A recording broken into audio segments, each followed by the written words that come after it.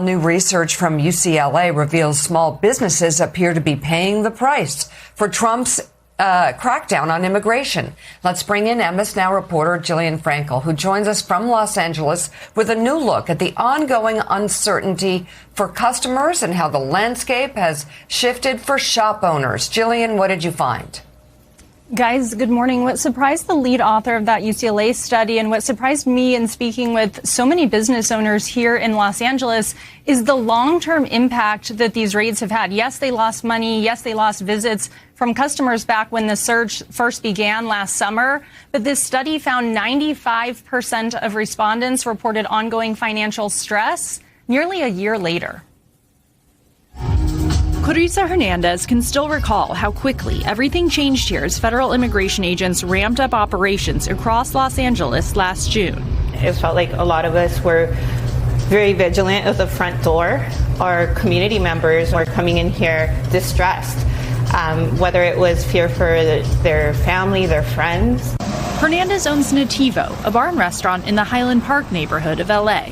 Throughout the restaurant industry, we saw that there were individuals who were afraid to come to work. Could we open? What hours and days of the week can we actually open?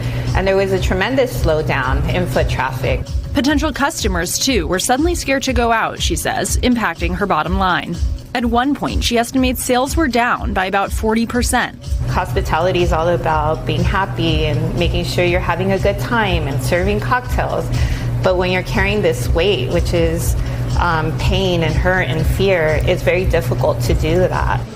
And she's not alone. A new report from UCLA's Latino Policy and Politics Institute analyzed foot traffic data and conducted surveys to find that businesses across 9 enforcement sites around the county saw some 46,000 fewer visits and more than $3 million in losses within just 2 weeks of enforcement activity. In the Fashion District, the site of a federal raid last June, Councilmember Isabel Jurado says vendors are still struggling to recover their businesses and sense of safety. During the 4th of July weekend that year, one of the vendors said they only made $3 the whole weekend. And that 4th of July weekend is usually when they would make, so much money that would last them the summer, and they feel like they can't catch a break. First it was COVID and they're recovering from that, and then hit with the ICE raids. And so there are just so many issues here and that they live in fear. When we asked about the economic impact of enforcement activity, the Department of Homeland Security highlighted deportation totals, saying in part, quote, in President Trump's first year back in office, more than 3 million illegal aliens have left the U.S. because of the Trump administration's crackdown on illegal immigration. But LA City Council member Eunices Hernandez painted a different picture of the community she grew up in. They're not going after the worst of the worst. That is a distraction. They're going after anybody that looks brown. That's what we've seen in our district.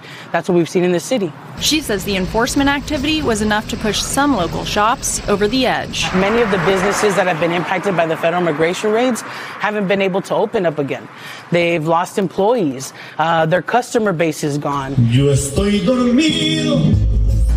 We're at El Mercadito, where these hallways used to be packed with locals shopping at Latino-owned small businesses. Here we met Ricardo as he was waiting for a sale. He immigrated from Mexico, inherited the shop from his mother, and has worked here for more than 30 years.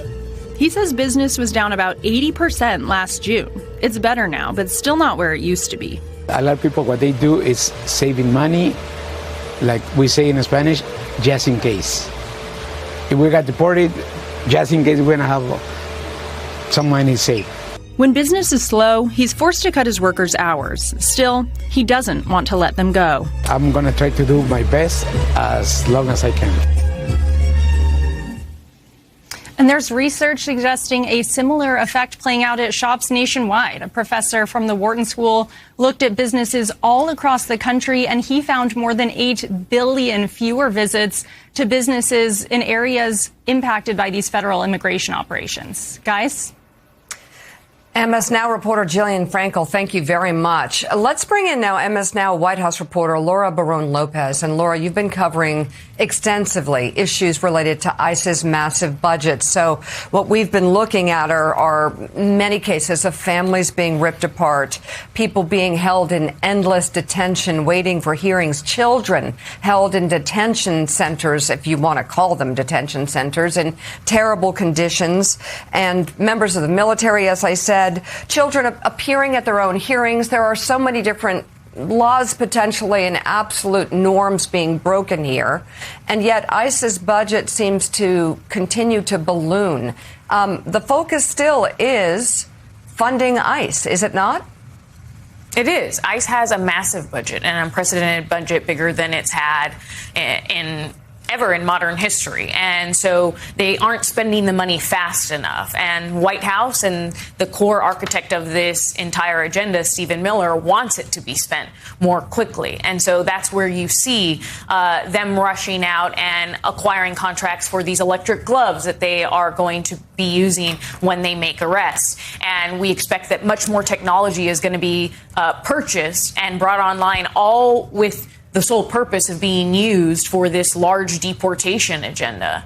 I've also talked to business owners like Jillian, and I think what's key here about what the administration has done during its second term is that so far they've targeted a lot of small businesses. They've been targeting undocumented immigrants with no criminal history that are working across the hospitality industry, working in healthcare, but they aren't necessarily doing massive worksite raids. They did one in Georgia last year at a Hyundai plant. They did one at a marijuana farm in California last year, but they've largely haven't done huge raids. And part of that is the politics. And there has been pushback on the administration. And probably there have been Republicans that have said, don't do those massive raids in areas in my hometown. But I think at the core of this, again, is Stephen Miller. And he has made clear that one of his driving forces is to reshape the electorate and to reshape the makeup of the country demographically. And he has said this repeatedly, very publicly, talking about the fact that descendants, U.S. citizens that are the children of immigrants are one of the largest voting blocs in America. And he wants to change that.